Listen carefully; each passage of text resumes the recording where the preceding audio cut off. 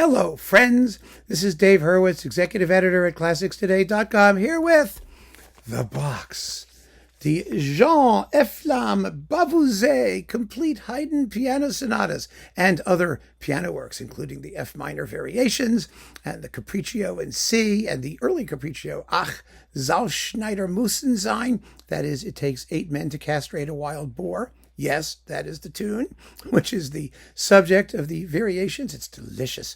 And, oh my God, is this great.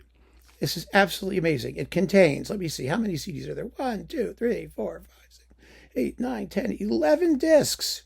Yes, 11 discs. And it is quite simply the greatest Haydn sonata cycle yet to appear on a normal piano. Played by a normal person on a normal piano. These are so smart. Now, I reviewed a bunch of these on ClassicsToday.com, and then about halfway through volumes 5 or 6 or whatever, I stopped for a while just to see how I would feel. And I was waiting for this to come, hoping, praying that Chandos would put everything in a box and allow us finally to get the complete set. And one of the most wonderful things about this, there are wonderful notes in here, by the way. You get all the notes from the original releases, plus a new note written by Bavouzet himself, which is extraordinarily intelligent and sympathetic and worth reading all for itself. One of the things that makes this series, I think, so marvelous is that he was not one of those people who sat down there and just ripped off all 62 sonatas or 52 or however many there are. I mean, there's a real question as to how many there are, but most of them up through number 62, because he only did 1 disc per year. So he had time to assemble programs. Each disc is a program. They're not in chronological order. They're done as individual programs featuring early and late works and other things in the middle. And also, there's at one point, Bavouzet actually sort of does an improvisation on the trio of one of the minuets because he was just so fascinated by it. You hear the involvement in every moment, every step of these performances. I mean, he's so smart in how he handles things. He ornaments repeats, but not ridiculously, because the early sonatas particularly have very, very few performance indications beyond basic tempo at the outset. Phrasing and accent and dynamics and all those things, a lot of those things have to be supplied by the performer. And he unfailingly does that in the early sonatas with extraordinary intelligence and sympathy and in a way that justifies hearing repeats, particularly second half repeats. And when it comes to the second half repeats, he does not play final bar cadential formulae or codas, only to go back and make it sound ridiculous because you've just heard it end. He goes back a couple of bars before, and I know that in Haydn's day, there must have been people who did that because it's so logical.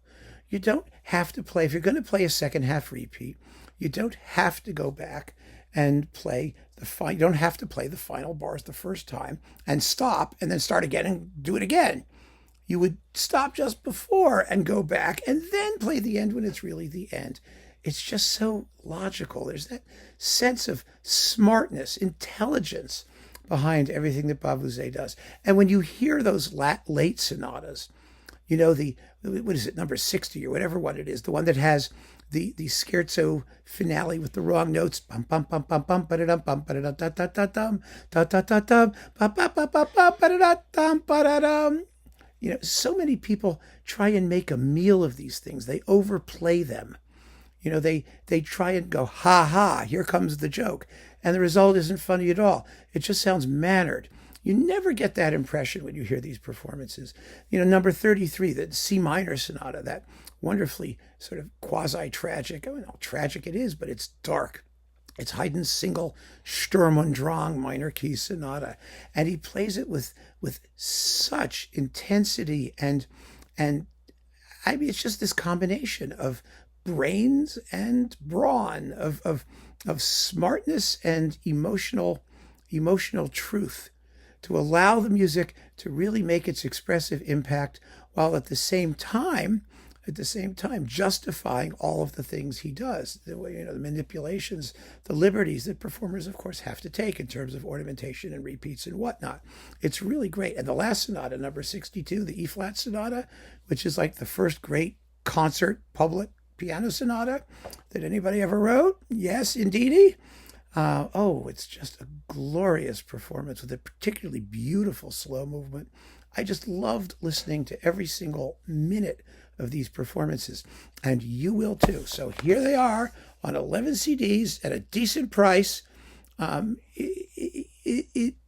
need to justify, especially independent labels, taking risks on projects like these and doing them so well with such love and dedication.